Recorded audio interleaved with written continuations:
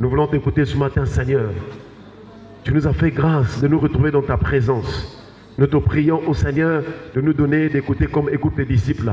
Toi qui es notre Seigneur, toi qui es notre Sauveur, toi qui es notre Roi, toi qui es notre Maître, toi qui es notre Père. Parce qu'il est écrit dans ta parole, oui, on l'appellera admirable, conseiller, Dieu puissant, Père éternel, Prince de la paix. Laisse que ton nom soit glorifié au nom de Jésus. Merci pour l'œuvre de ton Esprit Saint au nom de Jésus. Amen. La parole de Dieu jamais ne passera. Oh, la parole de Dieu jamais ne passera. Non, non, non, jamais ne passera. Oh, passera. La parole de Dieu jamais ne passera. Oh, non, non, non, non, non, jamais ne passera. Oh, passera. La parole de Dieu jamais ne passera. Voilà, chers frères et sœurs, nous devons savoir que la parole de Dieu ne passe point. Qu'est-ce que cela veut dire? Cela veut dire que dans ce monde, sur cette terre, il y a des choses qui sont passagères, mais il y a des choses qui sont éternelles. Et le Seigneur nous a sauvés, chers frères et sœurs, pour que nous puissions choisir, nous puissions désirer, nous puissions suivre les choses éternelles. Et les choses éternelles viennent de l'éternel. Alléluia. C'est pourquoi Paul a dit aux chrétiens de Colosse, dans Colossiens, il dit, si vous êtes ressuscités avec Christ, cherchez les choses en haut où Christ est assis à la droite de Dieu. Est-ce qu'on peut acclamer le Seigneur? Cherchez les choses d'en haut. Voilà pourquoi nous sommes en train de voir comment aller au ciel, comment entrer au ciel, comment entrer dans la vie. Je vous assure, chers frères et sœurs, les temps sont finis, le monde est à sa fin, mais c'est le temps que tu te prépares, c'est le temps que tu sois conscient que tu dois vraiment faire ce choix pour le ciel. C'est le temps où nous devons penser l'avènement du Seigneur, nous devons penser le rétablissement, nous devons penser comment aller au ciel. Et donc, dans ces sous-thèmes que nous sommes en train de développer, nous sommes en train de voir comment entrer au ciel. Le premier point que nous avons vu pour entrer au ciel, chers frères et sœurs, c'est de se décharger des jougs. C'est de quitter les jougs.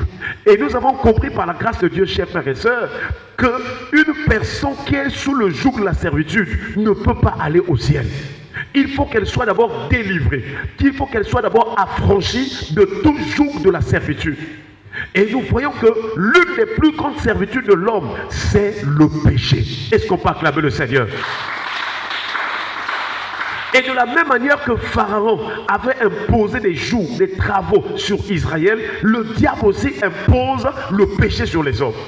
Voilà pourquoi aujourd'hui, chers frères, nous sommes en train de voir des gens qui, malgré qu'on prêche la parole, malgré la personne part à l'église, elle continue à pécher, et je dirais même volontairement. Or, le signe que tu as fait le choix pour la voie du Seigneur, tu dois t'abstenir, tu dois t'éloigner du péché.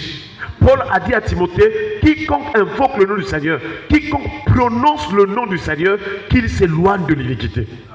Mais regardez combien les gens prononcent le nom du Seigneur. Les gens invoquent le nom du Seigneur, mais ils ne s'éloignent, ils ne veulent rien savoir du péché. Lorsque tu vas prêcher sur le péché, lui aussi vraiment, lui donc tous ses péchés. Lui, voyez-vous des gens qui sont sur la voie de l'enfer. Je t'assure, pour aller au ciel, il faut quitter le joug de la servitude du péché. Voilà pourquoi, tout le temps, tu dois prier le Seigneur pour la repentance sincère, pour la conversion authentique. Et Dieu est capable de te changer. Quels que soient les péchés dans lesquels tu te trouves, le Seigneur est capable de te délivrer. Il est capable de te changer. Voilà pourquoi Jésus, quand il est arrivé, il s'est chargé des iniquités. Il s'est chargé des péchés afin qu'il délivre les pécheurs. Chers frères et sœurs, voilà donc l'une des choses qui vont empêcher les gens d'aller au ciel. C'est la servitude du péché. C'est un joug, c'est un fardeau, c'est un poids qui se trouve dans les vies des gens, dans les cœurs. Et Jésus un jour Jésus a dit, c'est du dedans du cœur des hommes que sortent les mauvaises choses, les mauvaises pensées. Et ce sont ces pensées-là qui souillent l'homme. Donc la première des choses, tu dois regarder à ton cœur, prier pour ton cœur. Est-ce qu'il n'y a pas de mauvaises choses dans ton cœur? C'est alors, chers frères et sœurs, que par la grâce du Seigneur, le cœur va être changé. C'est-à-dire, Dieu va enlever la pierre. Il va enlever ce qui est dur. Voilà pourquoi, hier, Dieu nous a rappelé encore que la deuxième chose, le deuxième point, le deuxième élément qui va empêcher les gens d'entrer au ciel, c'est l'endurcissement. Est-ce qu'on peut acclamer le Seigneur? En dehors du fait qu'il y a des péchés, mais quand Dieu te parle, Est-ce que tu es prêt à écouter? Est-ce que tu es prêt à obéir? Est-ce que tu es prêt à dire, ah, Dieu m'a dit d'abandonner l'impudicité. Je dois abandonner. Je dois prier le Seigneur. Ah Seigneur, tu m'as parlé. Je reconnais que je suis dans l'impudicité. Donne-moi la force de quitter. Délivre mon cœur des désirs de l'impudicité, des plaisirs de l'impudicité. Est-ce que tu es prêt à l'accepter? Donc l'endurcissement, par définition, c'est le fait de ne pas écouter et faire ce que Dieu a dit. Alléluia. C'est ça l'endurcissement. C'est s'endurcir plus dans le mal. C'est être dur, mais dans le mal. Voilà, chers frères et sœurs, si on ne demande pas au Seigneur, si on n'accepte pas la délivrance de l'endurcissement, nous n'irons pas au ciel. Et je vous assure, la semaine passée, nous l'avons déjà rappelé, un frère d'église, un jeune frère, il n'a même pas peut-être même 20 ans, un jeune frère a fait un songe. Il a fait le songe, et dans le songe, les gens étaient en train d'être enlevés. Les gens disparaissaient. D'autres, nos habits physiques, là, ça restait. Tu ne vas pas aller au ciel avec l'habit que nous achetons au marché. Mais il y a un habit qui se construit. Il y a un habit qui se confectionne par l'œuvre du Saint-Esprit. On appelle ça le fin lin, les œuvres justes des saints. Lorsque tu pratiques ce qui est juste, spirituellement, il y a une robe. La robe de justice qui est en train d'être faite. Et à cause de cette robe-là, c'est cette robe, on l'appelle aussi l'habit de fête. Est-ce qu'on peut acclamer le Seigneur? C'est cet habit-là qui te permettra d'entrer dans la salle de noces. Et vous allez voir que du temps du prophète Zacharie, il avait vu Josué le souverain sacrificateur, il dit il avait des vêtements sales dans la vision. Mais dans la vision, il y avait Satan qui l'accusait. Si tu gardes la vie de péché en toi, le diable va t'accuser.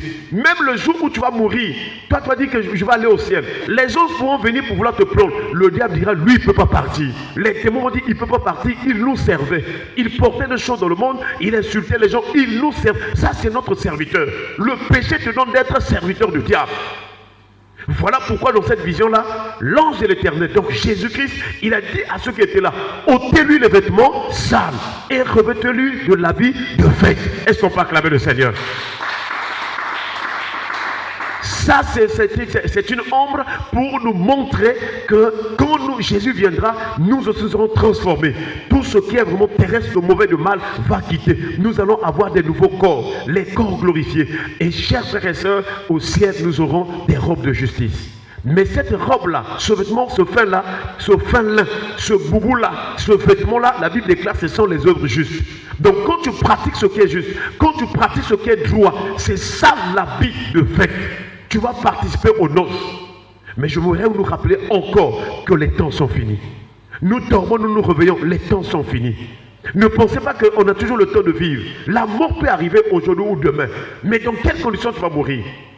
Toi qui as eu la grâce d'écouter la parole de Dieu, ne sois pas dans les débats, ne sois pas dans les disputes des mots, ne sois pas dans les disputes des églises. Ah, moi j'appartiens dans telle église. Ah, non, aucune église va sauver. Le salut vient que d'une seule personne, Jésus-Christ. Chers frères et sœurs, attention, attention. C'est le temps de se réveiller pour chercher le ciel. Donc l'endurcissement empêche d'aller au ciel. C'est un obstacle. Si tu as un cœur endurci, tu ne peux pas aller au ciel. Si tu as un cœur dur au mal, tu ne peux pas aller au ciel. Voilà pourquoi, hier nous avons vu le texte de Exode chapitre 7 verset 13. Exode chapitre 7 verset 13. La Bible déclare: le cœur de Pharaon s'endurcit et il n'écouta point Moïse et Aaron selon ce que l'Éternel avait dit. Donc l'endurcissement, c'est ne point écouter ce que Dieu a dit. Moïse et Aaron, ce sont des serviteurs. Ce sont des hommes comme nous que Dieu a appelés. Mais la différence, c'est que Dieu a mis dans leur bouche les paroles de Dieu. Est-ce qu'on peut acclamer le Seigneur? Donc quand un serviteur de Dieu ou un serviteur de Dieu qui craint Dieu, un vrai serviteur de Dieu appelé de Dieu te parle, ce n'est pas lui qui te parle, mais c'est Dieu qui te parle. Dieu a mis en lui les paroles de Dieu. Voilà pourquoi tu ne dois pas regarder les aspects extérieurs ou apparents. Tu dois regarder la parole. Tu dois bien écouter. Est-ce que c'est Dieu qui nous parle? Si ça concorde avec la Bible, si ça concorde, si ce qu'il dit, c'est comme ce que Dieu a dit dans la Bible, alors sache que c'est Dieu qui te parle. Et tu as aussi l'Esprit de Dieu. L'Esprit de Dieu te dira que ça, c'est Dieu qui parle. Chers frères et sœurs, Pharaon, le cœur de Pharaon était endurci et il n'a point écouté. Est-ce que toi aussi dans ta vie, tu n'écoutes point? Mais papa, comment écouter? Qu'est-ce que ça veut dire m'écouter point? C'est-à-dire, nous avons des oreilles physiques. Avec ces oreilles-là, quand je parle là, tu écoutes. Mais non, n'écouter point là veut dire quoi? Ça veut dire que quand tu écoutes dans tes oreilles physiques, dans ton cœur, tu rejettes. Tu dis ça, je ne vais pas faire. C'est là, parce que tout le monde écoute. Même ceux qui ne viennent pas à l'église, ils écoutent. Mais le problème qu'on dit, il n'écoutait point. C'est-à-dire que son cœur n'acceptait point les paroles de Dieu. Son cœur rejetait les paroles de Dieu, rejetait les paroles de Dieu. Donc, lorsque tu écoutes la parole, un message de la parole, la bonne nouvelle, lorsque on a prêché, tu étais à l'église, on a prêché la parole, tu as écouté, et qu'à la maison où tu as rejeté, tu n'as pas obéi, tu n'as pas vécu cette parole, tu ne vis pas cette parole, devant Dieu, tu es un endurci. C'est-à-dire que ton cœur a refusé ce que tes oreilles ont entendu. Voilà pourquoi la Bible rappelle que celui qui a des oreilles entend ce que l'Esprit dit à l'église. Entendre là, c'est accepter. C'est maintenant faire. Parce que tu écoutes avec tes oreilles, mais non, est-ce que tu obéis? Et Jésus nous rappelle que mes brebis entendent ma voix, je les connais et elles me suivent. Est-ce qu'on peut acclamer le Seigneur? Donc tout cela veut dire entendre, écouter, c'est-à-dire recevoir avec un cœur joyeux. Quand Dieu parle, tu dois être content. Le signe que tu n'es pas endurci, que tu aimes Dieu. Quand Dieu parle, quand tu écoutes la prédication, quand tu écoutes la parole de Dieu, si ton cœur est dans la joie de recevoir cette parole, c'est déjà quelque chose de bon. Alléluia. Deuxièmement, quand tu écoutes là, si tu sens en toi l'empressement d'obéir, c'est-à-dire que le cœur en train de battre, il faut que tu vives cette parole. Ah, ça c'est Dieu qui me parle, je dois vivre. Ça c'est aussi une bonne chose. Tu es sur la bonne voie, tu entends avec joie, tu reçois avec joie, tu as envie de faire ce qu'on te dit à l'instant. Et quand tu sors du culte, tu vis la parole. Frère, même si Jésus venait aujourd'hui, tu vas aller au ciel. Maintenant, regardons un peu, chers frères et sœurs, combien de prédications nous avons écoutées, combien des enseignements nous avons écoutés. Est-ce que nous les avons mis en pratique? C'est ça. Et hier, nous avons dit que tous ceux qui n'écoutent pas la parole, ils sont comme Pharaon. On a même, pour faire rire le peuple de Dieu, on a dit que dorénavant, un frère et une soeur qui n'obéit pas à la parole, on va l'appeler maintenant Phara. Phara. Alléluia. Amen. Mais j'aimerais vous dire, c'est sérieux, les temps sont finis. C'est pas parce qu'on vient à l'église, c'est pas parce qu'on écoute la parole, c'est pas parce qu'on fait des délivrances, oh on va me prier pour moi, je vais être délivré. Mon frère, si tu n'écoutes pas la parole, on verra ça plus tard. Quelles sont les conséquences de l'endurcissement? Quand quelqu'un a écouté la parole mais n'obéit pas, ne la vit pas, qu'est-ce qui peut arriver dans sa vie? Mais notre prière ce matin, chers frères et sœurs, que Dieu brise notre cœur. Alléluia. Que Dieu délivre notre cœur de l'endurcissement. Que Dieu nous donne, lorsque nous écoutons, que nous puissions aussi entendre dans notre cœur pour suivre le Seigneur, pour obéir à Dieu. Voilà ce qui intéresse Dieu, voilà ce qui est important pour le Seigneur. Jésus a donné la parabole de deux fils. Je crois dans Matthieu chapitre 21, si j'ai bonne mémoire. Il a donné la parabole de deux fils. Il a dit un père avait deux fils. Il dit au premier, va travailler dans ma vigne. Le premier dit, ah je n'irai pas. Après il se repentit et il est parti. Est-ce qu'on peut acclamer le Seigneur? Il dit au deuxième, mon fils, va travailler dans ma vigne. Le deuxième dit, oui, oh j'irai, je vais aller faire. Mais après il dit, ah je n'irai pas. Alors Jésus pose la question, il pose la question à ceux qui étaient là. Il dit, des deux fils, lequel a fait la volonté du Père?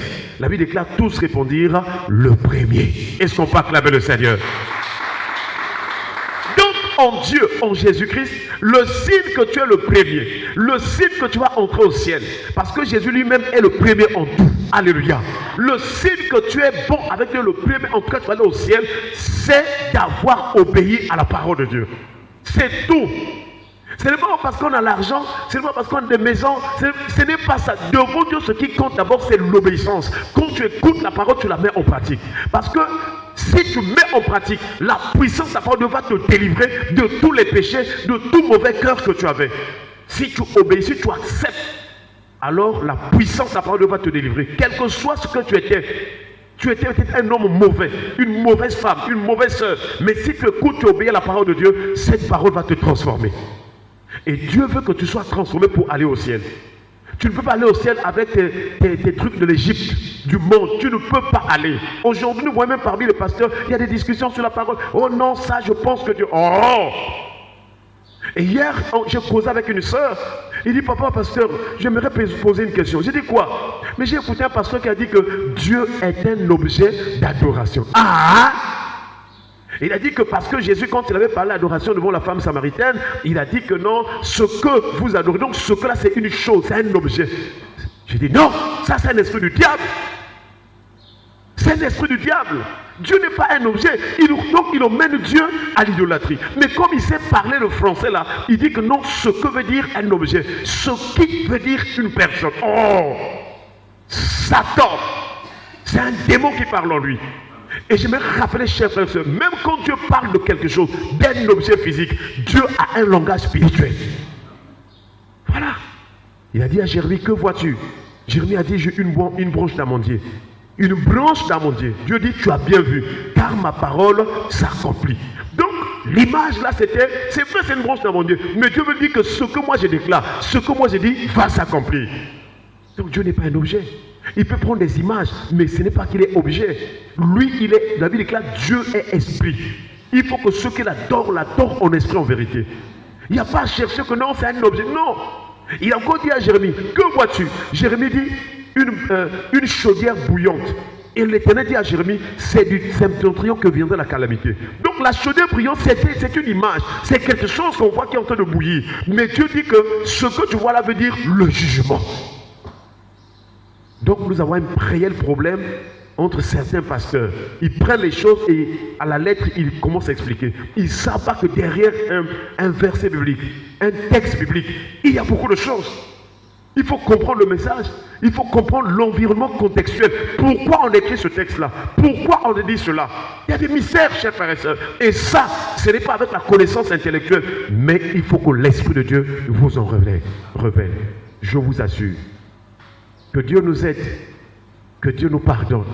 Là où nous sommes endurcis, là où les autres nous reprochent, un tel, tu as un cœur dur, un tel, prie le Seigneur. Ne tomberons pas à ces personnes-là. Rentre dans la prière, dis Seigneur, change mon cœur, délivre-moi Seigneur, brise-moi. Et le Seigneur va te donner un cœur brisé. Or, David dans le psaume 51 a dit, les sacrifices qui sont agréables à Dieu, à l'Éternel, c'est un cœur, un esprit brisé et un cœur contrit. Un cœur contrit, c'est un cœur qui reconnaît ses péchés, qui regrette quand il fait mal. Ah, ce que j'ai fait hier là, ah, j'ai insulté un tel, j'ai regardé un tel. Donc, quand il fait quelque chose de mal, il ne peut pas être en paix. Il doit demander pardon au Seigneur et il doit vraiment demander la force à Dieu de quitter cette habitude. C'est ça un cœur contrit. Il ne peut pas accepter vivre dans le mal. Chers frères et sœurs, que Dieu nous aide à ce que nos cœurs soient des cœurs contrits, que notre esprit soit un esprit brisé, que Dieu bénisse sa parole. Est-ce qu'on peut acclamer le Seigneur? Laissons les têtes dans la prière, nous allons prier le Seigneur, que Dieu nous pardonne toutes les fois que nous étions endurcis. Élevons-nous à prier le Seigneur au nom de Jésus. Pardonne Seigneur. Nous reconnaissons Seigneur à travers cette parole que nous aussi, nous étions comme Pharaon. Nous n'écoutions point au Seigneur ce que tu nous disais.